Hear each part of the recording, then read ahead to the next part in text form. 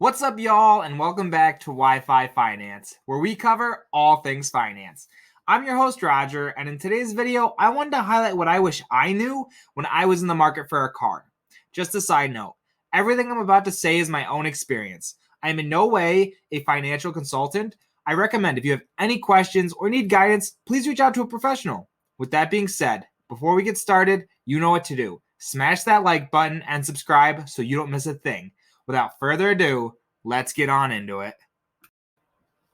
See, cars are a horrible investment, but if you live in a town where everything is 20 to 30 minutes away, it's something you need. And at some point, we're all going to want to look at a car and hopefully we make a smart decision and buy a decent car that lasts forever. Good news. I've been on both sides of the car deals. I've sold cars for a dealership and I've bought way too many cars.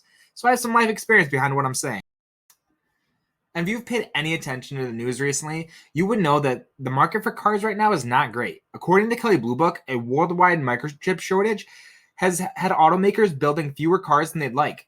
With limited capacity to build, they're choosing about what products they want to build.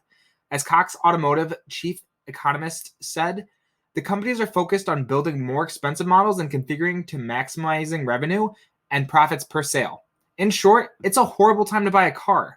But if you need one, there are a couple things we can do to get the best deal possible. The first thing I did was research. Any investment you're going to pursue is going to take time and research. Remember that the best buyer is an educated buyer.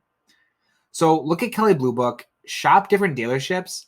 There are a ton of things online you can do. And before you even step foot on a dealer's lot, you should know everything about the car you're there to look at.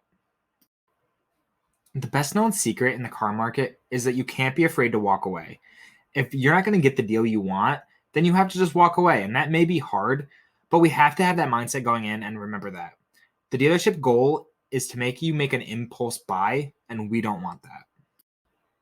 So don't be alarmed if they start with these great deals or best offer thing. And so after you've looked at the car and they start to run numbers, no matter how great of a deal they're promising you, they're giving you, you have to negotiate. Remember, we're not afraid to walk away from this deal.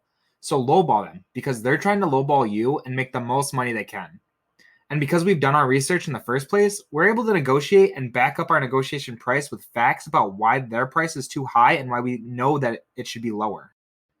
Buying a car is really just a big back and forth game. But if you come prepared and have done the research, it's so much simpler. And the odds are in your favor. The fear of dealerships really has lightened in the past couple years, especially with everything that's online now.